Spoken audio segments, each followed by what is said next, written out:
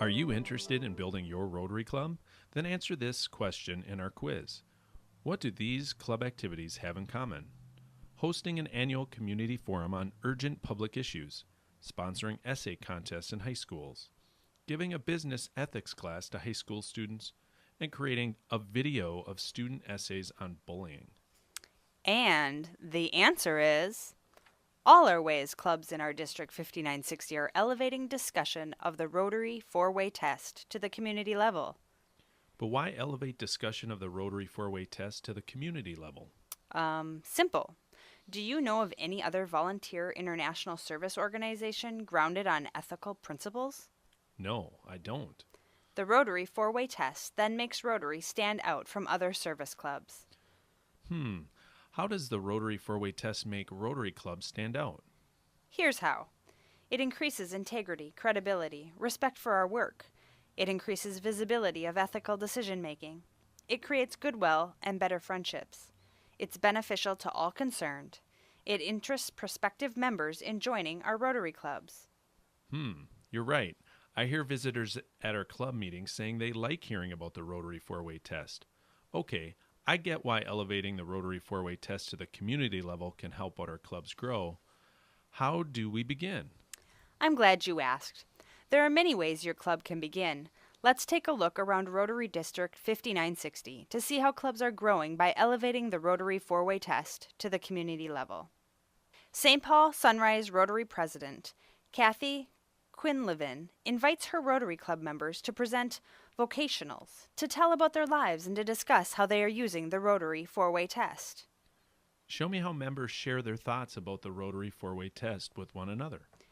Here's former St. Paul Sunrise Rotary Club President Joseph Phelps reflecting on Rotary's four-way test question, "Is it the truth?" as he applies it to his complex practice of legal litigation. The question of is it the truth is complicated. I think for attorneys that practice in some sort of litigation, because inevitably in any situation you have two versions of the truth. You ask a lot of questions to figure out what the truth is, but it is the truth that your client believes to be the truth, and of course the other side believes that there's a different version of the truth. You spend a lot of time trying to convince a judge or jury what the truth is, and they ultimately decide what the truth is. And so it's much more complicated than just thinking about what your version of the truth is. So. And here's Mary Vanderwert telling how she considered the Rotary four-way test in her successful bid for St. Paul School Board. So I used the four-way test in my successful bid for the school board campaign from the very beginning. So we formed our message using the research that we know about how children learn. So our message was really based on the truth or the research. Then I gathered a group of people who shared my passion for kids and knew me and could sell me. So it was about 10 women mostly who came together every Tuesday night at 8:30 all through the winter. You can imagine that last winter was very cold, but they came. And we drank wine, and we planned, and we supported each other. They didn't know each other, so it was important that we built in some getting to know you kind of activities, and they became really good friends, quite a strong team in the end. And they stayed with me all through the whole campaign. Here's another example. St. Paul Sunrise Rotary Club member Jennifer Dunn reflects on ethical realtor conduct. In real estate transactions, we as realtors have a code of ethics that we're supposed to abide by, which is to have honest and fair dealings with everyone. But I feel like the Rotary test kind of takes it to the next level. Emotion, as with other transactions, there are a lot of emotions involved. And I think it helps stabilize, think about, is this fair to all parties? Is it honest? Will it build goodwill? Not necessarily trying to be friends with everyone, but you certainly want to sit at that closing table and have everyone be happy, or at least able to look at each other in the eye. And is it beneficial to all concerned? Are the buyers getting a good deal? Sellers getting a good deal? That's how I like to complete my transactions knowing that everything's been fair and honest, and then we can all leave on good terms and carry on and move into a new home. And here's Steve Baker's story of using the Rotary's four-way test to help an employee. Just about a week or so ago, a gentleman was in my office who I do business with. He's a supplier of mine, and he had done something that I felt was very unethical, and we had rather heated discussion about it. And once we were kind of concluding the meeting, I took out my little four-way test card, and I said, you know, it would do you well to read this and kind of take it to heart, because what you did was not the truth, and it was not fair to all concerned. It didn't build any goodwill, and it was not beneficial to all concerned. So I wasn't really trying to beat him up as much as really trying to educate him a little bit, to say this kind of stuff matters, and why don't you keep this card and maybe refer to it in the future. Great examples. St. Paul Sunrise Rotary members also seem to be having fun sharing their stories about using the four-way test. Are there other ways District 5960 clubs elevate the Rotary four-way test to their community level? Glad you asked. Let's see how St. Croix Falls Club sponsors high school essay contests based on the Rotary four-way test. St. Croix Falls Rotary Club engages in community in conversation about ethics in the four-way test by sponsoring an essay contest for local high school students. The contest challenges students to understand and to apply the four-way test to their own personal experience. What makes the St. Croix Falls Club sponsor essay contests for high school students? Good question. One reason is that students confront ethical dilemmas every day due to rapid advances in technology. Even though electronic tools offer great learning opportunities, students may not have a process for making ethical decisions.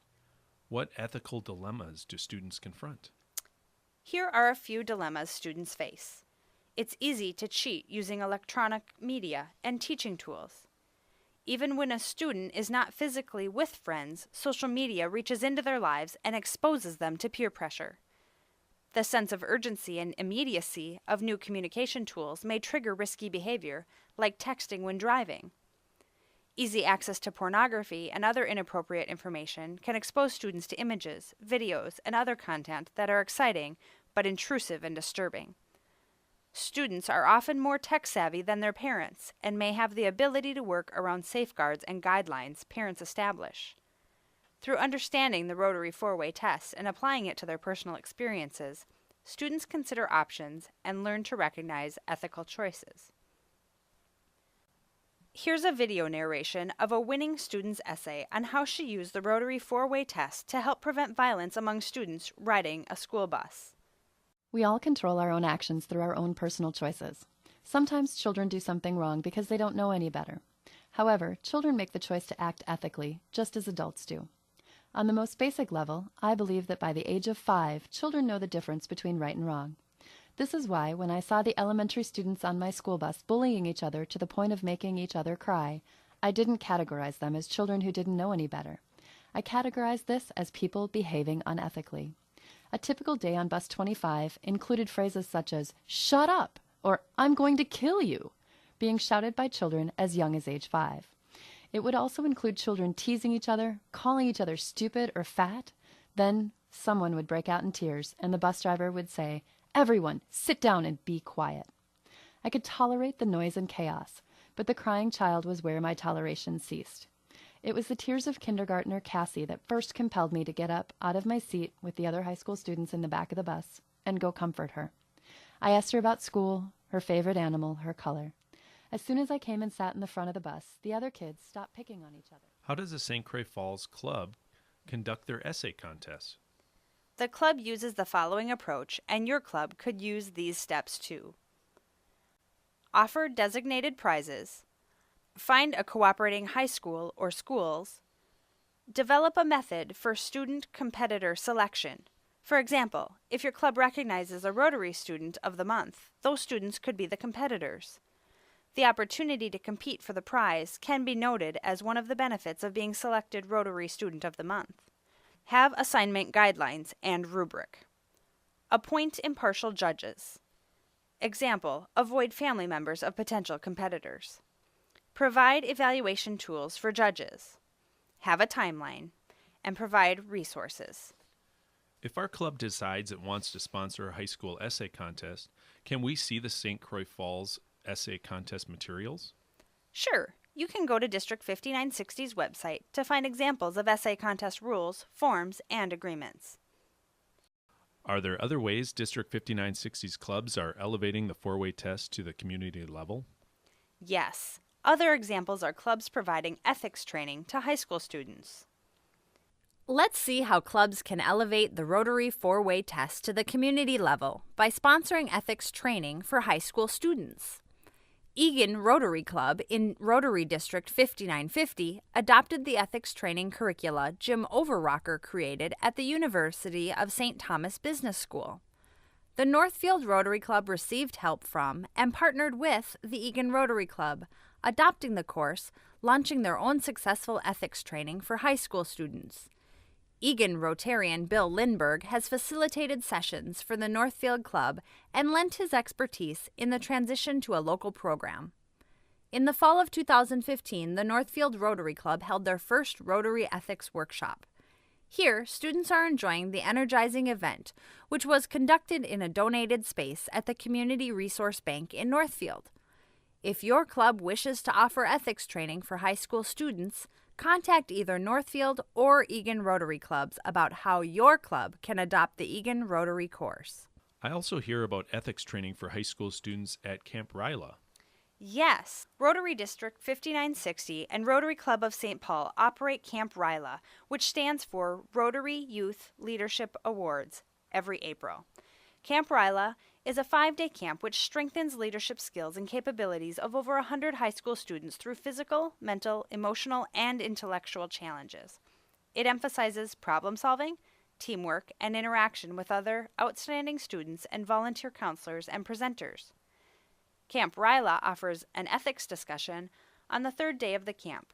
Rotarians join campers in small groups to discuss and analyze ethical situations. Using the four-way test, groups find ways to respond to questions posed. Campers explore real-life ethical questions which help them to develop skills now and in the future. In addition, Rotarians gain a fresh perspective on their own ethical values. Throughout camp, discussions and workshops on core values such as personal integrity and empathy reinforce participants' understanding of ethics. These examples of ethics training for high school students sound awesome. Are there other ways District 5960 clubs are growing by elevating the four-way test to the community level? Another way clubs grow by elevating the Rotary four-way test to the community level is by hosting community conversations. Didn't the Rotary Club of St. Paul host 2 Values Days? Yes, Values Days includes a morning workshop and community luncheon to inspire community discussion about values and to promote Rotary's four-way test. The club seeks 100 participants who are leaders in different spheres of influence, including government, law, accounting, police, fire, profit, and nonprofit business, arts and culture, and education. Facilitation methods include presentations, problem solving, and structured exchanges of multiple opinions on values and ethical dilemmas. At their tables, participants discuss presenters' observations and they evaluate trust as the cornerstone of value-based thinking and ethical action. What results come from Value Days? As a result of participating in Values Day, participants are better able to affirm the four-way test as a humanitarian compass for ethical direction and action, apply desired four-way test behaviors to concerns of family and friends, business, and civic associates, believe that ethics and the four-way test can make a better St. Paul through decision-making that serves the community well. Values Day seems like a helpful service to the community. Are there other community conversations that are helping clubs grow by elevating the four-way test to the community level? Yes, St. Paul Sunrise Rotary Club presents annual community forums on topics of urgent concern to the public. These discussions are grounded on the principles in Rotary's four-way test. What made St. Paul Sunrise Rotary Club start offering annual community forum? Actually, it's an interesting story. About 12 years ago, St. Paul Sunrise members found they were having trouble speaking with each other in club meetings when they had dissenting views. In order to be polite and not offend each other, they felt they had to suppress their respective views. It felt frustrating not to be able to talk freely with one another. They realized they had to find ways they could speak more freely together when they had dissenting views. So what happened then? They got the idea they could host a community forum on navigating ideological minefields while working for the common good. What happened at the community forum? The club invited leaders from both political parties, Skip Humphrey and Chuck Slocum, who were colleagues and friends who had found ways to speak with one another about their respective views and find common ground. Slocum and Humphrey began the forum by presenting their respective political parties' ideological foundations. They then picked urgent issues of gun control and abortion. They demonstrated how, within their differing ideological frameworks, they could reach common ground even on such volatile issues. We sure need that kind of help in today's increasingly polarized, tense world. I can see how the Rotary four-way test can help when discussing dissenting views, and how gathering together in an audience of Rotarians and community members can help facilitate mutual understanding and solutions. Yes, the first forum was so successful, helping members learn how to discuss dissenting views in a mutually respectful and open way, that the club decided to repeat the community forums annually. Since 2006, the club has hosted 11 annual forums on topics of urgent concern. For its 5th annual community forum, Being Muslim in Minnesota, the club hoped to address rising fear and to increase understanding by inviting leaders from the large Somali immigrant population to share their personal experiences and to help the audience to learn from their personal stories. For its 11th annual community forum, The State of Race in Minnesota, Then and Now, the club focused on racial conflict and inequality that are troubling our communities. Tom Weber, host of Minnesota Public Radio News, moderated the discussion on race, which later became available on Minnesota Public Radio's website. Dr. Green presented the history of racial conflict. Dr. Josie Johnson explained how attitudes that blacks are inferior developed during slavery to justify dehumanizing human beings who were needed to build our country. She helped us to understand how these attitudes are etched in our minds and how they trigger behaviors that continue inequality and strife today. St. Paul Sunrise Rotary Club's annual forums are community service projects, not fundraisers. These breakfast meetings have drawn increasing numbers of Rotarians and community members together to discuss troublesome topics and seek solutions. When the community forums are broadcast on Minnesota Public Radio, I can see they increase Rotary's visibility and elevate the four-way test to the community level. The club has received service awards for its community forums. For example, in 2013, after the forum on gun violence prevention, Exploring Common Ground, Rotary District 5960's governor, Joe Kavarik, presented the District Peace Prize to the St. Paul Sunrise Rotary Club, noting that the Community Forum on Preventing Gun Violence exemplified Rotary's commitment to the advancement of international understanding, goodwill, and peace. Thank you for these several examples of how clubs in District 5960 are growing their clubs by elevating the Rotary four-way test to the community level. All of these efforts are valuable to our clubs and to their communities. Dr. Tracine Asbury, Minneapolis School Board member, put it well at the community forum on the state of race in Minnesota. There's a critical need for the questions in the Rotary four-way test, she said. She told the audience her daughter, a college student, recently told her she wished people's behavior could be consistent with what they say their promises and values are. The Rotary four-way test questions help us to consider our options and to base our words and behavior on ethical decision-making. How can my club get help answering questions and considering ways they can grow by elevating the Rotary four-way test to the community level? Rotary clubs interested in elevating the Rotary four-way test to the community level can go to the Rotary website at Rotary5960.org.